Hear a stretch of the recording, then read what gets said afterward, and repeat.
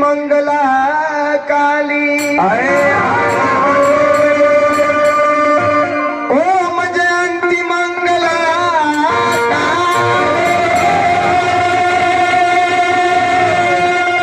भद्रकाली कपाल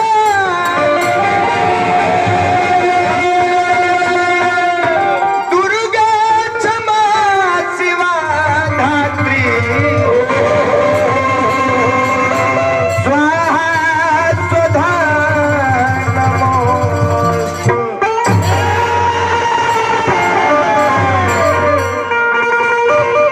साल के बाद एहू साल हमने के ब्रह्मानंद ठाकुर जी के पुण्यतिथि के अवसर पर सुंदरकांड के पाठ भई। सुंदरकांड के पाठ कैला से पूरा रामचरितमानस के फल मिलेला। यही से एक कांड के नाम सुंदरकांड पड़ल बा। अब आरती हो गई बा। सबसे पहले गाना बजाना के महतारी सरस्वती हुई 2 लाइन में उनकर वंदना एगो भजन ऐसे जो सब बैठल बा मने के तकाट में जल्दी जो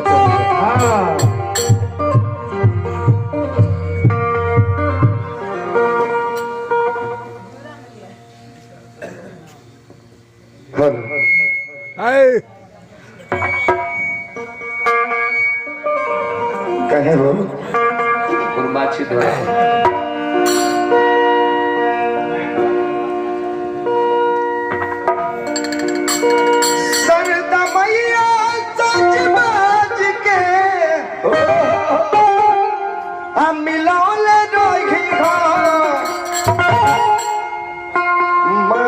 सभा बीच लजिया बचौले रहियो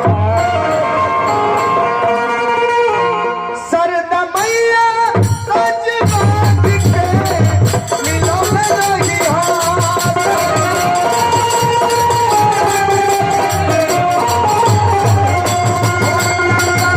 सजवा दिखे मिलौले रहियो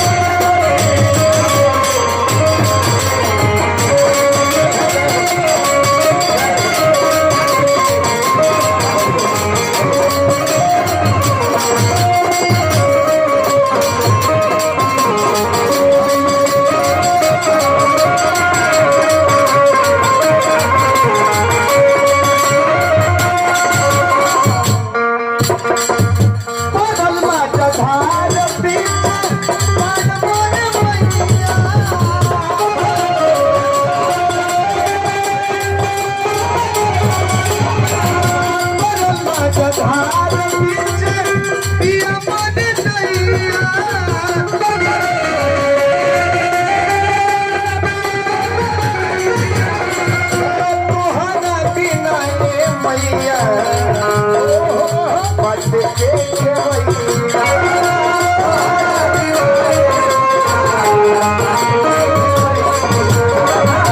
तोहरा बिना मैया बात के खेवैया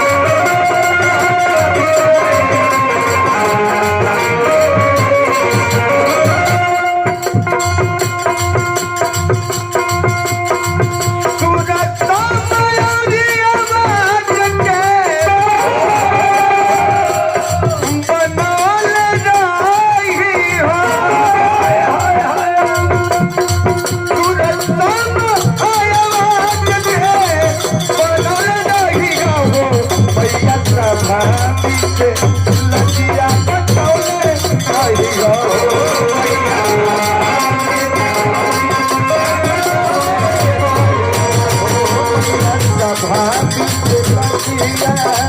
बचौले बचौले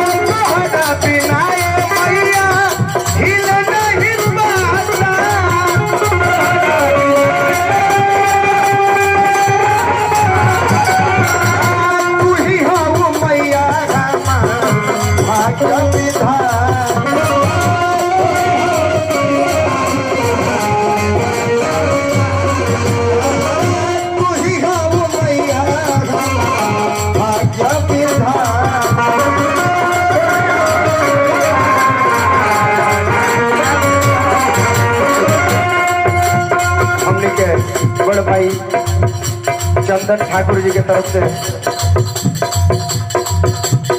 हजारों रुपए पुरस्कार बार बार हार्दिक अभिनंदन सही।